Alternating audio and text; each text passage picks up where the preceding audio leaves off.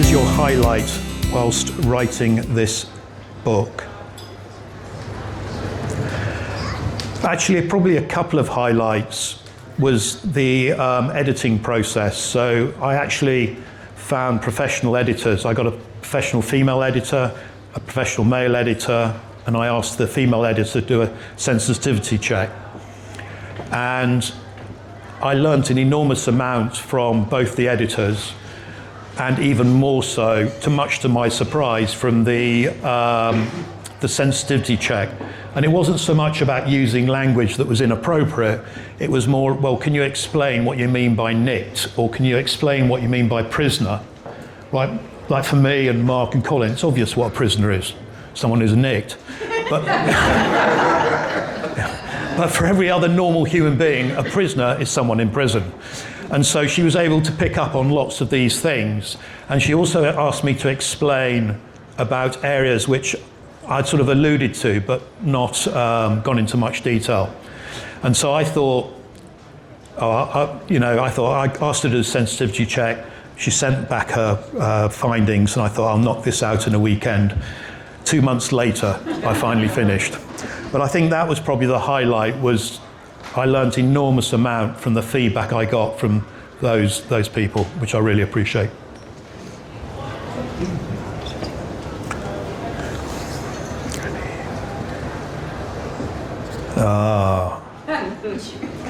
This is from Eliza. Eliza, this is a very, very good question. Were there any bits that you were tempted to leave out? Most of it, actually.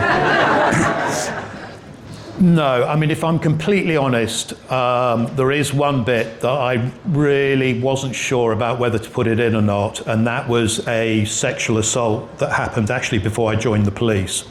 And to be honest, I was lucky I got out alive. I never told anybody about it, ever. It affects me substantially. I think I'm probably maybe a better police officer for it, I had more empathy. But then I thought, actually I am going to include it. I was careful how I wrote it so it wouldn't be triggering.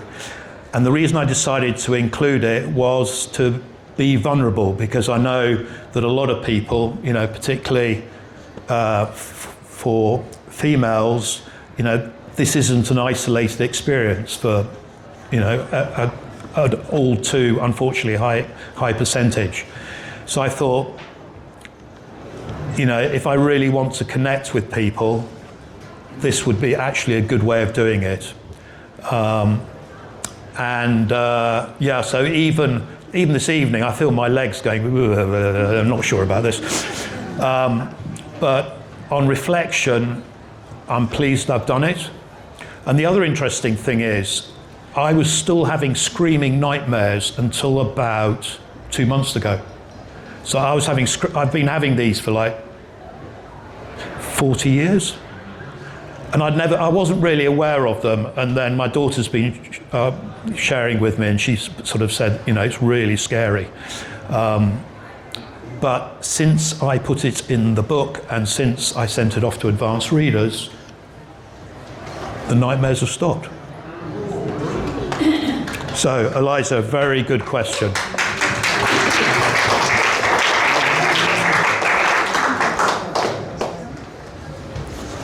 This is a question from Andrew. Which, again, another great question. How important is nature to you in finding peace of mind? So, if I take one step back, I thought COVID would be like, I can't think of a polite way of explaining it, but a piece of piss, basically. I thought, I know what shit feels like. Can't be any worse than, what I've experienced. And how wrong I was. It was an absolute nightmare, and it was an absolute nightmare for two reasons. One is that all my work disappeared overnight, and I'd used work as a way of, pulling myself out of the bipolar crashes. And the other thing was community. Overnight, I lost the regular community I had with people that I met in coffee shops and wherever. So I realized at that point that actually some of the things that I could do was start building habits even if I didn't want to. And I was in a really bad state for quite a long time. And one of them was going for walks. And what I would say is that and this is just my experience, so it's really important for people with mental health. Everybody's experience is different. But when I've had a bipolar crash, or when I'm suffering badly from depression, I could walk through nature for the rest of my life and it wouldn't make a scrap of difference. Having said that, it was a good discipline to build, because when I did change my medication, so I'd been on medication, one type of medication, for about 20 years. It had stopped working about 10 years ago. I then changed at the end of COVID, and I'm really lucky. The local doctors here are amazing, and the psychiatrist I was referred to was also absolutely incredible. And after it's a bit of a rocky road, but after about 4 months, the medication kicked in and worked, and it was like a bloody miracle. It wasn't an effort to think, it wasn't an effort to breathe, it wasn't an effort to move. I could wake up in the morning, I felt normal. It was like an absolute miracle.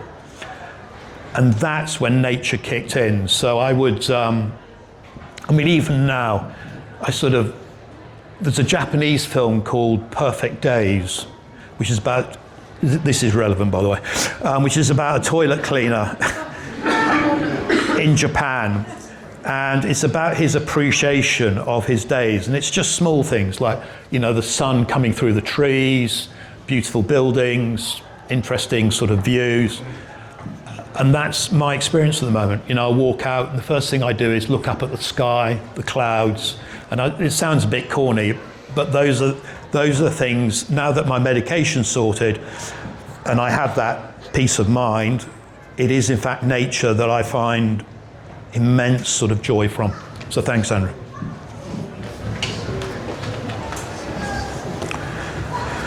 Pav, if you could go back to your younger self, what age would it be? Okay, another really good question. If you could go back to your younger self, what age would that be, and what advice would you give that version of you?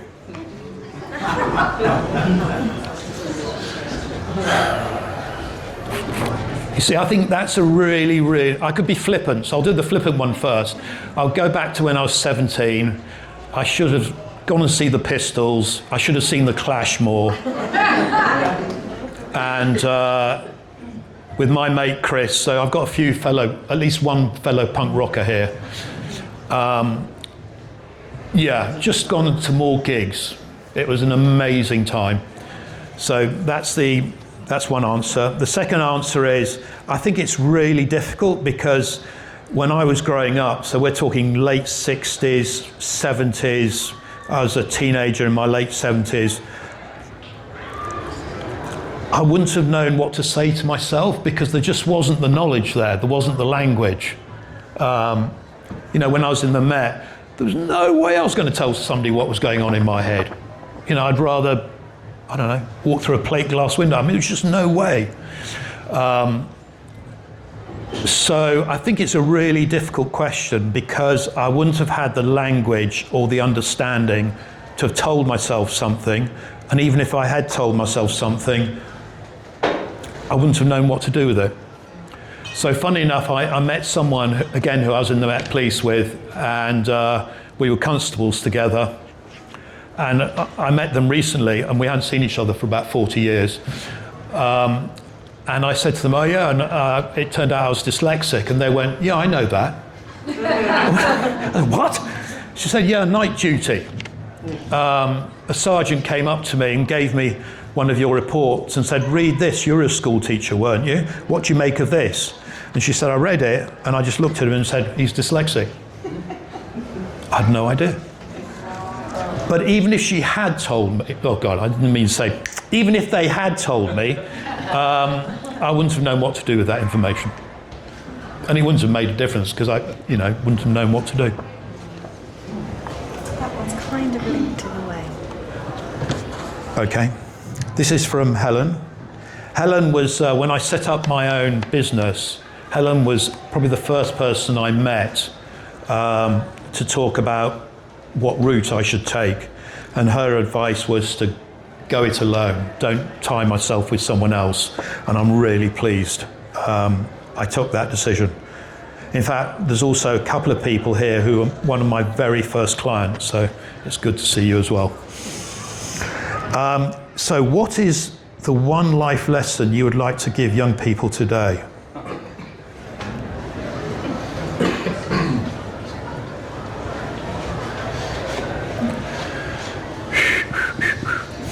That's a really tough one. I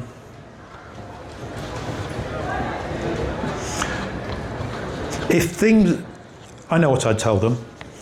If things mentally don't feel right, is to go and see a medical professional. It's simple as that, because once you know if there is or isn't a problem, and if there is a problem, you know what it's called, you're then in a very powerful position. So that would be one thing. And then the second thing I would tell people is treat your mental health as you would the rest of your body, your nose, eyes, ears, throat, any of those things. If they go wrong, we go and see a doctor. We don't bat an eyelid. And so the brain is no different. It just happens to be a lot more complex. So to treat the brain like you would the rest of the body, and if the brain isn't working, to seek professional medical help. Don't do what I did. Self-help courses, I don't know, primeval chanting in Hyde Park at 6 a.m. I mean, I tried the lot. Making money. I thought if I made 10 million at one point, that might make a difference. And I realized at one point, I was in the police at the time actually, and I'd got rid of my truncheon because there's no way I was going to use a truncheon. I don't have the physique for it. And I carried a pager in my truncheon pocket so my stockbroker could get hold of me, obviously. And I reached a point, and I remember at Chelsea football matches, I hate football. I used to stand at the back of the stands with the FT in full uniform. But fortunately, in those days, there weren't really any cameras about. Why the hell did I go down this distraction? Paul, help me. Why did I go down this distraction? ADHD. Yeah, probably. So anyway, I've answered that question from Helen. You wanted to make 10 million, that's what Oh, yes. And so at one point, I got to 1 million, and I suddenly realised it didn't matter how much I made, it would never make a scrap of difference. And I remember I was walking down, there's a street called Gowan Avenue in Fulham, which some of us know. And I was walking down there, and this realisation hit me, and it was literally like a punch to the gut. And I realised, actually, it's not going to make a difference. Fortunately or unfortunately, the markets crashed about 6 weeks later. I feel very lucky that you weren't in Gowan Avenue in your uniform when I lost a bet and had to street naked down Gowan Avenue. I'm very sorry, I wasn't in uniform. So this is from Mike. Dear Jonathan, we met at school. How well or badly do you think the then school regime cared for people of your neurodivergence? Have things changed? Again, a really good question. I think when we were at school, it just wasn't on the cards. I was sort of dull, and that was just it. And people say to me now, oh, but you're not stupid. Obviously, you're not stupid. But in my head and the core of my bones and my marrow, I was stupid. And again, that didn't leave me until I was about 50. It's only lasted another 30 years. And that left sort of about a year after my diagnosis with dyslexia. And I realised, actually, I don't have to prove myself anymore. And we're all,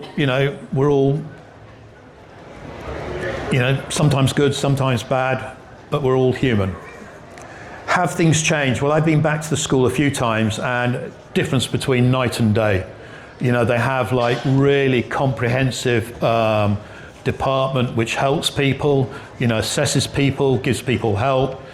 And it'd be weird actually if I was a student now. I'd probably have quite a different life. I'd have missed the punk rock, but yeah. Sorry. Okay. This is from another friend called Mark. Excuse me.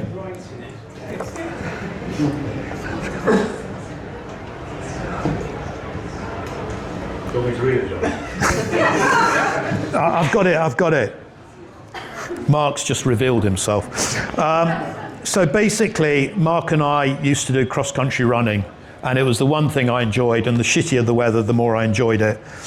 And actually, it's the one thing, so Mark and I have been stayed in contact, and we started actually during COVID, I think, or just before COVID, we started running once a month together with another friend, Simon.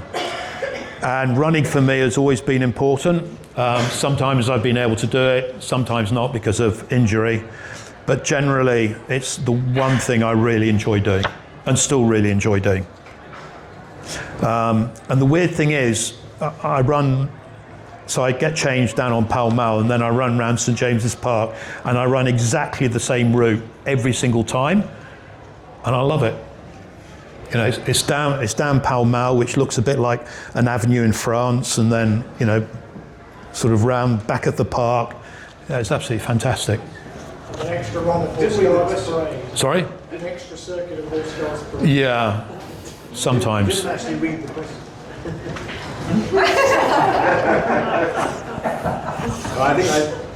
It was just how important is it to you for your mental health?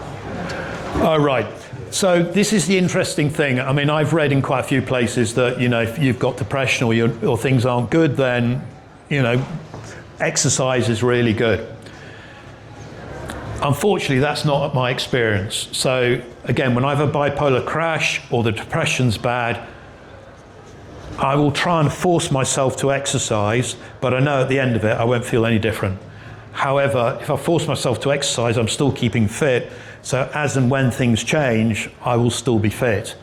But in terms of changing things, the only thing that will change something is if I put myself in extreme danger. Then I'm able to sort of like feel alive. So when I trained as a bricklayer before I joined the police, another obvious career choice, of course. And on the way to the bricklaying course, which lasted 6 months, I used to what I call chase lorries. So I'd get behind a skip on my bicycle and at the red light, and then I'd keep up with it as it then accelerated up to whatever it was, 30, 40 miles an hour. And then I'd just keep cycling and I'd be flat out in the, is it the lowest gear, going downhill? Highest gear. I would be literally pedaling flat out in the highest gear, but I'd be in the slipstream of the lorry. And if it's, and cars would be like going past, going like this. But it would be doing things like that. So I did some crazy stuff in the police. I just didn't care. Because that was one of the few times that I felt alive. I nearly came a cropper a few times, but that's another story. Time